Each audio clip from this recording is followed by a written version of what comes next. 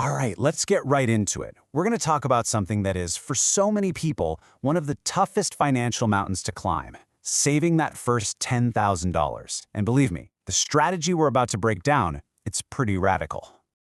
Let's just start with a really harsh reality, okay? Most people, and I mean the vast majority, will never, ever see $10,000 sitting in their bank account at one time. It just won't happen. It's this endless grinding cycle, right? The paycheck hits, the bills immediately drain it, and what's left over? Pretty much zero. So you gotta ask, why? I mean, why is this one specific goal so out of reach for so many people? Are we all just bad with money? Is it a willpower thing? Or is there something bigger going on here? Well, the perspective we're exploring today says this is no accident at all. It's architecture. It's a feature, not a bug. The entire system is literally built to pull money right out of your pocket the second it lands there, and that is the real enemy we have to face.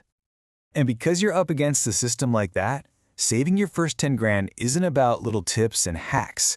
No, this is about a complete and total mindset shift. This requires a battle plan.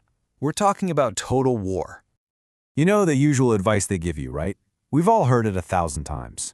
Oh, just skip your daily latte. Cancel that streaming service.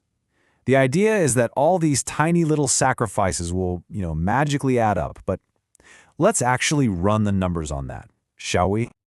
Okay, so you save $5 a day on that coffee. You know how long it takes to get to 10 grand? 2,000 days. That's over 5.5 years. The material we're looking at calls this mathematical suicide. And for good reason. It's so painfully slow you're almost guaranteed to fail or just give up. So let me ask you, do you have 5 years to wait? 5 years to just get a tiny bit of breathing room? To escape that constant nagging anxiety? I don't think so. What we need is speed. We need velocity. And this protocol, it's designed to get you there in months, not years. Okay, so let's get into the strategy itself. Phase 1. This is called the blackout. And think of this as pure defense. The first step is to stop the bleeding and stop it right now. So what is the blackout? Well, for the next 90 days, you become a financial ghost. You completely vanish from the consumer world. And let's be clear, this is not budgeting. Budgeting is what you do when you have money to play with. This is crisis management. This is for when you're at war with being broke. And the rules are, well, they're brutally simple. No eating out, no bars, no new subscriptions, no upgrades, nothing. The only things you spend money on are the absolute essentials: rent, groceries, and Wi-Fi. That's it. That's your survival kit. Everything else gets the axe. Period. Here's a powerful way to think about it. Every single dollar you have right now is a soldier in your army. And every time you spend one on something that isn't essential, you're not just buying a coffee. You're executing one of your own soldiers. Your mission? Stop killing your army. It's time to build it. But look, playing defense only stops you from losing. It doesn't help you win. To actually win this thing, you have to go on offense. So that brings us to phase 2. It's time to get aggressive. And the mission for phase 2 is dead simple. You have to make more money. You can only cut so much, right? The real path to freedom is widening that gap between what you earn and what you need to survive. And we're not talking about a small raise. We're talking about violently raising your income. This really puts it in perspective. Defense keeps you alive. It's about starving the problem. Offense is what sets you free. It's about overwhelming the problem. Instead of just lowering your costs, you're jacking up your income so high that the costs become insignificant. So you're probably thinking, great, where do I find the time for this? Well, let's look at your week. There are 168 hours. Let's say you sleep for 56 of them, and you work your main job for 40.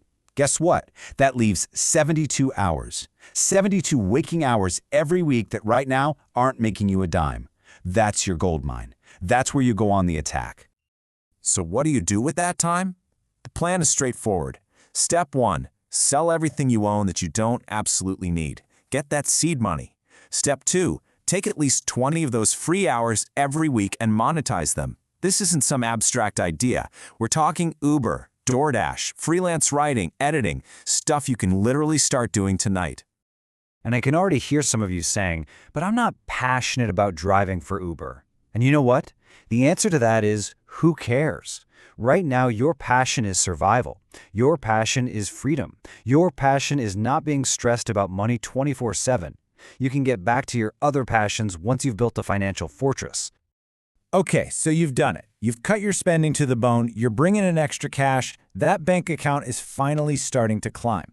And this is actually the most dangerous part. This is where almost everyone messes up. And that's why we have the final critical phase, the anchor. The anchor isn't about earning or saving. It's 100% a psychological game. It's designed to protect you from your own worst enemy, yourself. Because as soon as you see a few $1,000s in your account, your brain is going to scream, "We're rich, let's celebrate." The anchor's about rewiring your brain to see that money not as a reward to be spent, but as a tool to be used. And this is the classic trap, the path right back to zero. You grind and you save, you hit a small goal, you feel that premature sense of being rich, and you think, you know what, I deserve a treat. So you buy the big TV, you take the vacation, and boom, you're right back where you started.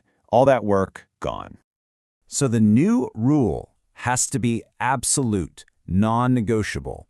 That savings account, it's a bomb. You touch it, it goes off and destroys all your progress. It's not your fun money, it's not your reward money, it is your shield. It's the wall you're building between you and the chaos of the world. So what's on the other side of all this? You've survived the blackout, you've dominated the offense, you've set the anchor, and now you're there. You've got $10,000 cash. This isn't just a number. This is where your entire reality starts to shift. And what does that 10 grand really buy you? It's not a fancy car. It's not a luxury vacation. It's silence. It's the silencing of that constant nagging voice of financial anxiety in the back of your head. Your car breaks down? Okay, it's annoying, but you handle it. An unexpected bill shows up? You pay it. It means the world can no longer bully you with small emergencies. Look, let's be real. That first $10,000 is the hardest money you will ever save. But it's not the destination, it's the launch pad. This whole protocol, it's a short, brutal war to achieve escape velocity from the paycheck to paycheck trap. So the message is clear. Go dark, do the work, build the stack, and then welcome to your new reality.